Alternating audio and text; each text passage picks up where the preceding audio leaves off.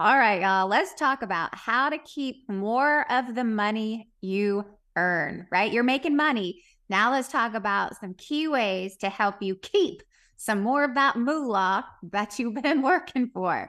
Had a great conversation with a friend and a client of Brand Builders Group, and I thought I would just take some of these highlights of this awesome conversation around money and taxes and financial literacy and bring them to you in a couple of like key points. So I'm so excited for this because I personally learned so much from this conversation. So I know that you are too. So here's a couple of things.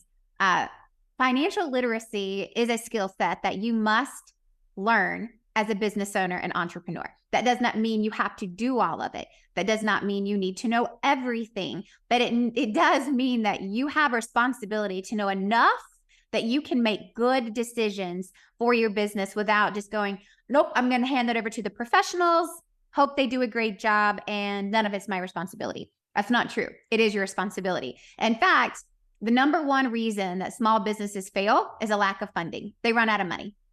And that means that they did not have a good, healthy stance on when the money was coming in and when the money was going out, right? That's cash flow, right? And so there's a few things that you can do to better understand your financials and manage your cash flow to make sure that you stay in business and you keep more of that money. So here's a couple of things that we talked about is one is just account dispersion, right? In light of all the things happening with like the SVB banking situation and the FDIC insurance and interest rates and all kinds of market volatility, there are some things that you can really do that makes a difference. One, you need to have account dispersion. You need to have account that's for everyday operating expenses.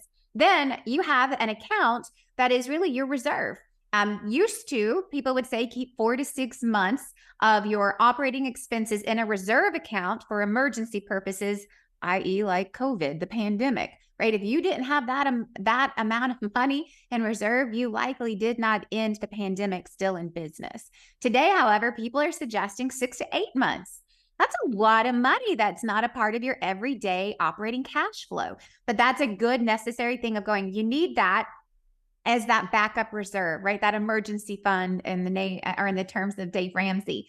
Then actually have a tax account. Have a tax savings account where every single month you take 20, 25, 30%, whatever you think you're going to end up in terms of your tax bracket.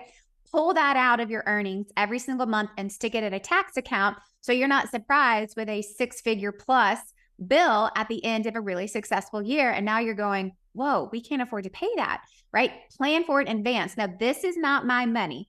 This now belongs to America, and put it in your little America tax fund and keep it separate so you have a good, accurate standing of the cash flow, not only of today, but where it's going to be in 3, 6, 9, 12 months from now. Then also have a fourth account that is your true savings and fundraising for the business. So what are the things that you want to do in the business that you need to start setting money aside for? Maybe you want to buy a commercial building. Maybe you want to do a new website. Maybe you want to do this education or this course or this mastermind, whatever it is. You have your reserve fund, which is for the operating functions of the business, but then you have a savings or fundraising fund to go. And these are things that we want to do. So if we can't afford them right now, we're going to start putting money aside so that we can afford to them one day without impacting everyday cash flow. Account dispersion, simple, not easy, super important, right? Next is like mindset, right? Know the goal for your money. But you actually need to know, like, what are the financial goals that I have for me and the company? Somewhat simple, but often we don't take the time to go, what is the goal of what I'm doing, what I'm working for? Like, what am I actually trying to do with this? Then you have to know where your money is going, right? And I love this little saying of, I can't even give credit where credit is due. It's been so long, but before you expect, you must inspect. So you have to know when your money is going out and when the money is coming in. Simple, but not easy, right? You got to know like when every month or every week of every month do typically expenses go out and when does revenue come in? That's cash flow, right? But you've got to do some inspecting before you can create any level of expectation of what's going to help healthily grow the business. Then you got to understand like the cadence and the sequence of that flow. Is there regularity to it?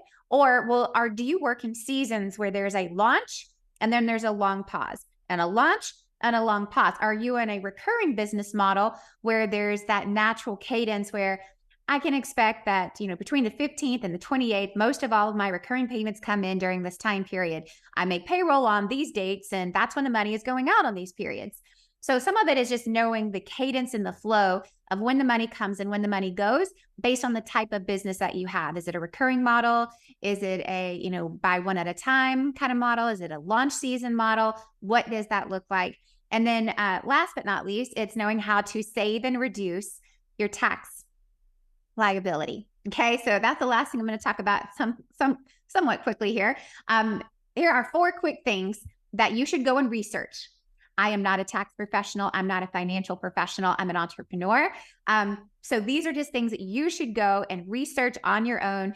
Talk to your CPA, financial planner, a professional who's accredited, who has a license in this. These are just ideas to bring to them. Okay. Number 1, if you're an LLC, make sure you've got the S Corp election. If you qualify for that, that allows you to avoid much of the self-employment taxes, also allows you to qualify for the 199A deduction, okay? So that's the first thing. Just take that to your professional, right? Look it up, take it to them. Second is the Augusta election, right? So can you rent out your home that is not currently used for any sort of everyday business expenses for business events? So client gatherings, company gatherings, weekly meetings, monthly meetings, annual meetings. But the Augusta election allows you to rent out your home tax-free for 14 days. It does require documentation, comparison. There's a lot of work that goes into it, but that would be worthy of going, do I qualify for that? Could be a really good strategy. Number 3, home office deductions, right? The percentage of the square footage of your home that is solely dedicated, that you can prove to actual business expenses. You can take that same percentage of your square footage and apply that to all of the household expenses that you have, your internet, electric, utilities, all the things, right? Maintenance. So do the work, have it documented, and talk to your professional. And then last but not least is, are your kids eligible to be employees? Can you hire your kids to work for you? Previous years, you could pay them up to $12,500 tax-free. Now it's up to $13,850 tax-free. But you need to make sure that the age matches the payment and the payment matches the job. So you cannot, the example my friend Shannon gave is you cannot hire your 2-year-old to be your courier, right? Your driver. That is not going to work out. But do you have positions in your business? And I will just give this a quick example for me. I have a personal brand, right? I have a lifestyle personal brand about motherhood and entrepreneurship. I speak about it. I blog about it. I podcast about it. And so I hire my kids as child models so that I'm not renting children that aren't my kids to be the child model. So why not pay my kids for that? So for photo shoots and all that, I looked up if I had to hire an agency to hire child models, what would I pay per hour? You got to do all the math. I created a contract. I did all the things. Then they could be legitimate employees, even at younger ages. But you got to have a legitimate reason with legitimate proof in order for these things to work for you, right? So that is super high level. That is not even scratching the surface of all the things that you can be doing, should be doing to have a better grip on how do you keep more of the money that you earn. But those are some high level things from a recent conversation. And I know if it was that impactful for me, you've got to be able to take something from it too. So hope you enjoyed it. Hope at least one of those gives you some ideas on how to keep more money that you earn. And I'll catch you later.